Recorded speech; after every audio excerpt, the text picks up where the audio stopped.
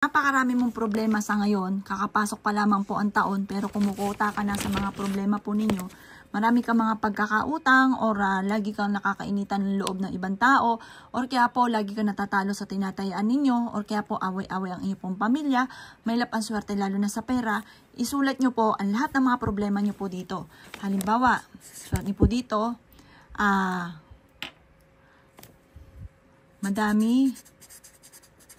madami akong utang at gusto ko na mabayaran ko na lahat ang aking utang. Or kaya po, may problema ka sa kalusugan. Sabihin nyo po, lagi akong may sakit at gusto ko na gumaling ka agad. Tapos, sabihin nyo po dito, sabihin nyo dito yung mga problema ninyo. Lahat ng problema ninyo, sasabihin nyo po dyan.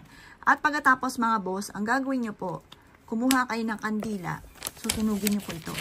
Sabi nyo po sa pamamagitan ng ginagawa kong ito, gawin nyo ito on Tuesday or Friday, masusolusyonan ka agad ang mga problema ko pinagdadaanan, mawawala na ang lahat ng mga problema ko, masusolusyonan na ito.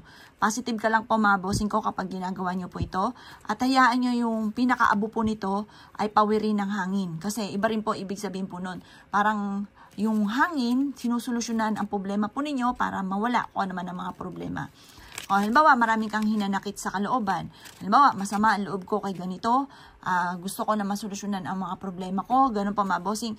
Or ililis nyo dito kung ano yung nagpapabigat sa kalooban ninyo. Kasi pagka mabigat ang kalooban, mabigat din po yung daloy ng swerte. Kaya mas mainam, pagaanin po natin yan. Makakatulong po ito mga bossing. Basta mula sa puso ang pagwiwish, taimtim na panalangin, magugulat ka na lamang na lahat ng mga winish nyo dito, nasolusyonan ka agad. Ayan, kaya kung ikigagawa ng ganito, kailangan lagi kang positive ha. Kasi basta gumawa ka ng ganito at ikaw ay nega, hindi rin po yung tatalab. Kaya kailangan lagi kang positive kapag gumagawa ka ng ganitong mga pamamaraan. Proven po ito mga bossing. Ayan, basta gawin nyo to Tuesday or Friday. Makakatulong po siya para masolusyonan ka agad ang problema pinagdadanan. Ito ay gagawin nyo lang alas 7 ng umaga. Tapos, matatapos ang paggawa ng mga pampaswerte lang hanggang alas 8 ng umaga. Kasi yung mga oras na yon nakakatulong po siya para kung ano man ang problema ang pinagdadaanan ay kaagad na masusolusyonan. Good luck po sa inyo po lahat!